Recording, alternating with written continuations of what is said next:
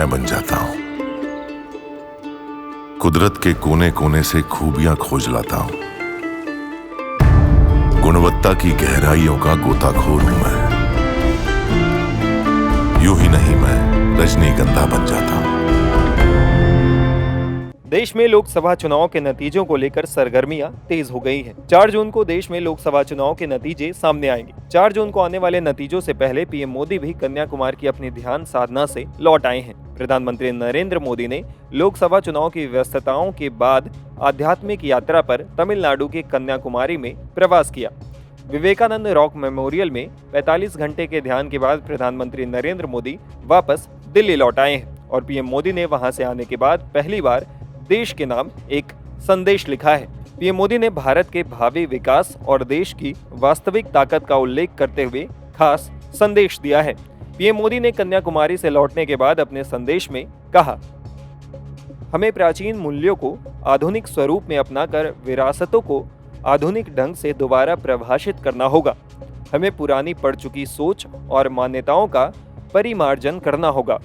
नकारात्मकता से मुक्ति सफलता की सिद्धि तक पहुंचने की पहली जड़ी बूटी है। सफलता सकारात्मकता की गोद में ही पलती है।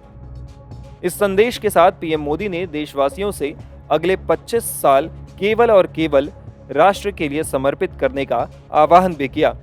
प्रधानमंत्री ने कहा, मेरे मन में विरक्ति का भाव और तीव्र हो गया। मेरा मन बाह्य जगत से पूरी तरह अलिप्त हो गया। इतने बड़े दायित्वों के बीच ऐसी साधना कठिन होती है, पर कन्याकुमारी की भूमि और स्वामी विवेकानंद की प्रेरणा ने इसे सहज बना दिया। मैं सांसद के तौर पर अपना चुनाव भी काशी के मतदाताओं के चरणों में छोड़कर यहाँ आया था।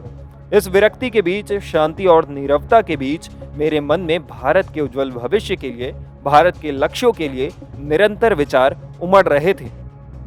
पीएम मोदी ने आगे कहा, कन्याकुमारी का यह स्थान हमेशा से मेरे मन के अत्यंत करीब रहा है।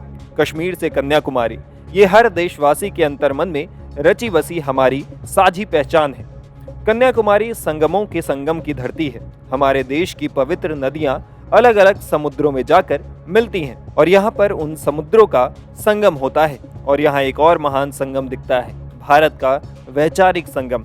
यहाँ विवेकानंद शिला स्मारक के साथ ही संत तिरुवल्लुवर की विशाल प्रतिमा, गांधी मंडपम और कामराजर मणि मंडपम है।